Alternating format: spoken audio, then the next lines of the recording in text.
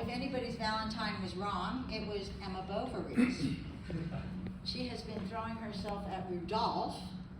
She is a married woman in the 1800s, and all of that is very frowned upon. Now they have decided to run away together, or she has decided to run away together. Rodolphe is just having a good time, as the reader very well takes in. But let the classic slacker tell it. Just as their plans are coming together, Rodolphe starts making excuses. He wished to have 2 more weeks before him to arrange some affairs. And then at the end of a week, he wanted 2 more. And then he said he was ill. Next, he went on a journey. The month of August passed, and after all these delays, they decided that it was to be irrevocably fixed for the 4th of September, a Monday. What? Labor Day? Weekend? The traffic. So, it's the evening before their departure, and Emma's gassing on and on about, did he remember the passports? Has he forgotten anything? She'll meet him at the hotel at midday, right? Yeah, Rodolphe says, oui, and he gets out of there as fast as he can, and as he leaves, he displays the surest sign in all of fiction and history that this relationship is over. He did not turn around. Emma runs after him and calls, tomorrow. But he was already on the other side of the river and walking fast across the meadow. Emma! He didn't bother to turn his head around in your direction for one last adoring glance? Get it? He's lost that love and feeling. It's gone. And so is Rodolphe. At this point, we can all agree, can we all agree that Rodolphe is a vile, sadistic man-whore? Absolutely we can. The first thing he does after leaving is to start penning a bullshit-laden, excuse-mongering goodbye letter. And even though he last saw her an hour ago, he is so shallow that he actually needs help remembering her in order to get started. Emma seemed to him to have receded into a far-off past, as if the resolution he had taken had suddenly placed distance between them.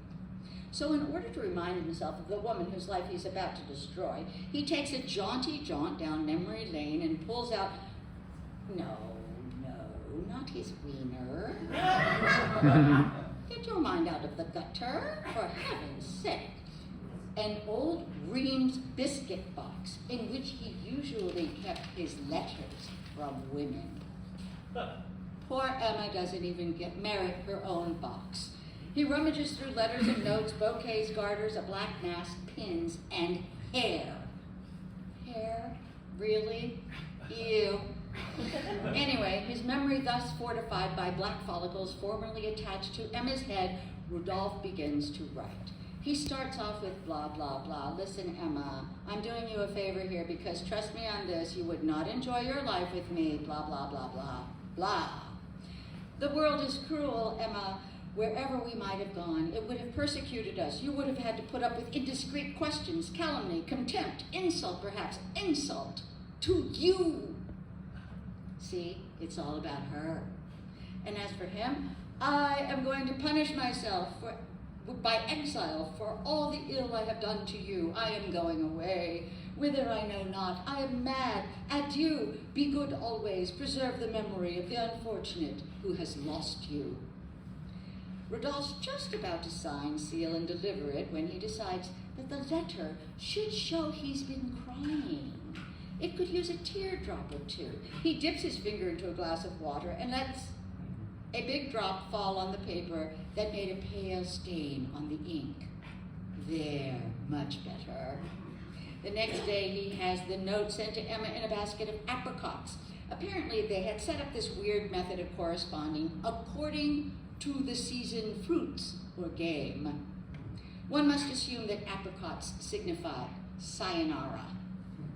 Emma grabs the letter, runs upstairs to the attic, and rips it open. As she reads, she is seething with anger, and her heart is beating against her breast like the blows of a sledgehammer.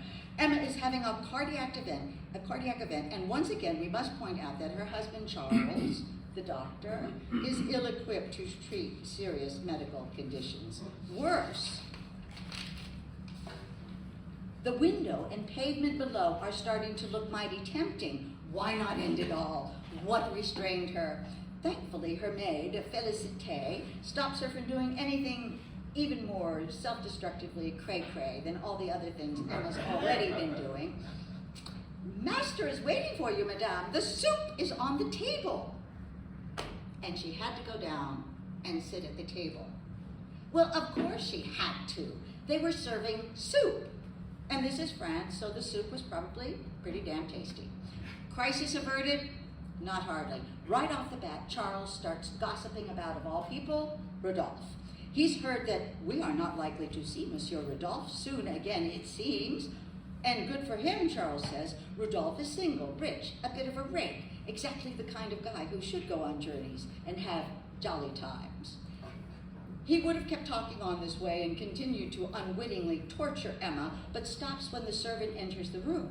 But Emma is still not spared because Félicité is carrying the Dear Emma basket of apricots. Charles insists that Emma smell them. She pushes the basket away at that very moment, a carriage passed along the square at a rapid trot, right in front of Emma's window. You guessed it. Rodolphe making his exit, stage left. Emma faints, bringing the contents of the table down with her. Mayhem ensues. Charles rushes for aromatic vinegar to waken Emma from her swoon, and Félicité starts to unlace Emma's dress. Charles concludes that eating apricots had made his wife suddenly ill. Charles is wrong, of course. Emma did not, in fact, eat a single apricot. She didn't smell, lick, touch, or throw one over home plate. The apricots were solely packing material for her Dear Emma letter. That's why the sight of them is making her sick. If Charles' operating skills are bad, and they are, his diagnostic skills are worse. Anyway, once Emma goes down, she stays down. They thought she was delirious, and by midnight she was. Brain fever had set in. 43 days pass until she feels well enough to go outside. Charles leads her on a gentle walk to the arbor. Bad move. Upon seeing the spot where she and Rodolphe often met in secret, Emma falls apart again, this time with gusto. From that evening, her illness recommenced with a more uncertain character, it is true, and more complex symptoms. Now she suffered in her heart, then in the chest, then in the head, the limbs. She had vomitings in which Charles thought he saw the first signs of cancer. Wrong again, Charles. Only love can make you that sick.